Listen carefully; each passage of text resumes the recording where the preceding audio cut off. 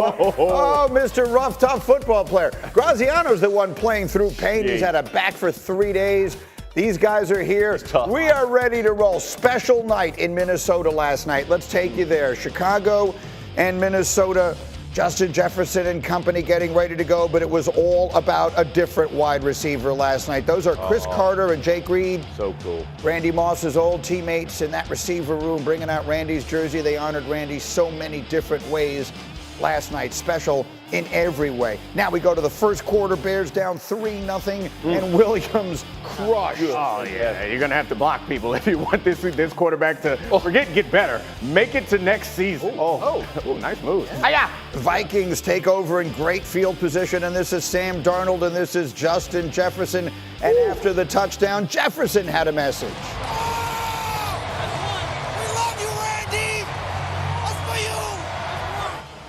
I can tell you Randy Moss has so much respect for Justin Jefferson. I'm sure he was thrilled to see and hear all that. In fact, he had a very nice tweet last night about all of those remembering him. Now we go to the third quarter. Bears down 13-0, and this is ridiculous. DeAndre Swift takes it in for a touchdown, but there's a flag on the play, Jeff. That's because Doug Kramer Jr. in at fullback did not report as eligible. Unbelievable. You know what? I honestly can't believe it. I don't even care what the tape says. Offensive line don't make mental errors like that. We do not make mental errors like that. You do. Somebody else. On the other side, this is Jefferson. He had 7 catches, 73 yards. They're knocking on the door. And here's Aaron Jones taking it in. The Vikings go on to win it 30-12. With the win, Minnesota clinches a playoff spot, but don't look now. They may have their sights set on something a little more than that. All this talk about the Eagles and the Lions. Do you know that Minnesota essentially controls its own destiny for the 1 seed in the NFC? We have to put 98% up there because there are still some circumstances that could change based on the 4th and 5th tiebreakers in the NFC. Don't let that confuse you. For the purposes of this discussion, the reality is if the Vikings win out and their schedule is tough, they will be the 1 seed in the NFC. I don't feel like their name has come up in any of these conversations about the best teams in the conference, should it? Absolutely. I mean, listen, you have a very good running back. You have 2 explosive wide receivers. You have a quarterback who's playing top 5 caliber football, and you got a defense that flat out gets after people. I mean, the Lions had to have a massive drive going down, and Goff had a perfect drive to kick a field goal to beat the Vikings. This is a very good football team who could potentially represent the NFC in the Super Bowl. That's how good they are. They were within a couple plays of beating the Lions, and that was a different version of the Lions, a much better version, a much healthier version of the Lions. So, yeah, the way this team is playing, and I think Sam Darnold deserves a lot of credit for the way that he's playing in this situation. But, yeah, the defense is not just a blitz-crazy outfit. Last night they turned it down and still played really well. Sure did. Yeah, they might have a left tackle problem with Darrisaw out and Cam Robinson getting all those penalties, but everyone's got a flaw, and right now their offense is overcoming it. When you have playmakers like Jefferson and Addison, you can score with those top teams. Yes. You can score with Detroit. You can score with Philadelphia. Yeah, I mean, 12-2 is 12-2. Like, I wouldn't mess with the Vikings. Kansas City would take that Cam Robinson problem. Right now. They'd sign up a month ago. He was available. Like, you know what I mean? For real. So let me show you. Let's put the schedules up there. Let's figure out who is going to wind up being the 1 seed in the NFC. The Lions have the Bears next week and the 49ers, so that's a bye, and then the Niners. And then the big game against Minnesota. The Eagles have the easiest remaining schedule. They got to play the Washington game. We'll see how they do with that. Then a couple of byes. Cowboys and Giants. Yeah, they finish with the bye. And then the Vikings, will it come down? The question for the Vikings is, will it come down to that last game at Detroit? Right now, Neek, that palatial estate of yours in our nation's capital, who's the 1 seed in the NFC. Yeah, I'm going to stick with the Lions for now. I Wow. think that the way that they've played through the course of the season has been really impressive. And even in this loss, I saw a version of the team that I think is going to continue to fight, probably one of the grittiest teams in the league. And the way that Jared Goff played well last week, or well in a game where they were down by a couple touchdowns, I could see them holding on to win the division.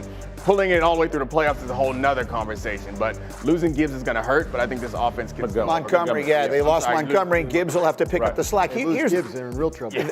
Here's the painful part of this for me, Jeff. I love these Lions. I don't know that anyone doesn't. For sure. You love the coach. You love the grit. You love that they've built it from scratch exactly the right way.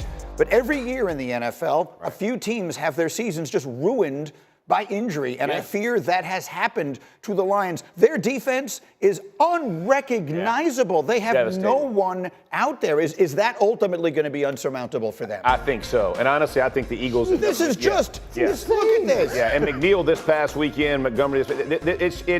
Here's the reality in the NFL. Jimmy's and Joes do matter. All the scheme you can talk about is great. You can try to figure it out, but you got to have guys who can line up, do those things. And unfortunately, you're not going to beat you're going to play games like this where the other team can go score. You got to, and the Lions can match them, but it forces you. And I played on teams like this. It forces you to do things outside of your comfort. Kicking the onside kick with 12 minutes left.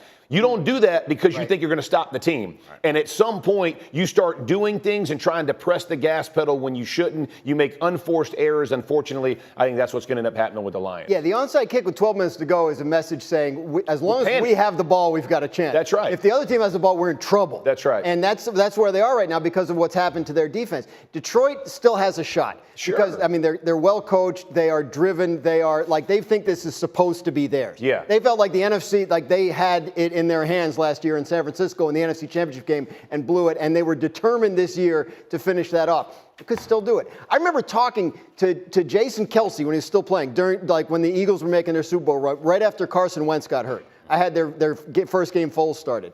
And he said, we have had injuries all year. This is the big one. If we can overcome this, then we'll know we have something. The Detroit Lions can do this. Yeah. It's just become considerably more difficult because of all their losses. They've come back to the pack, basically. For sure. And they were dominating earlier. And I'll say this, the Montgomery injury, although it's devastating, Gibbs can stand in the middle. He can stand in the gap for this. He is an excellent running back. The issue for them is trading scores back and forth with your defense playing as poorly as they have played, even the past month. I'm just telling you, it's fatiguing. It's fatiguing for an offense because you feel like you can't make any mistake. You can't fumble it. You can't have a tip interception. You can't have a muffed punt. All the pressure for everything just begins to mount because you feel like you have to trade score for score. Yeah, the injuries. I think the Eagles was a good reference point, but that was one major injury to a quarterback on defense. They are their best defensive tackles gone. Their best pass rushers gone. Their best corners gone. Right. So many places that you have to compensate for. It's scary. Those names that you saw up on the screen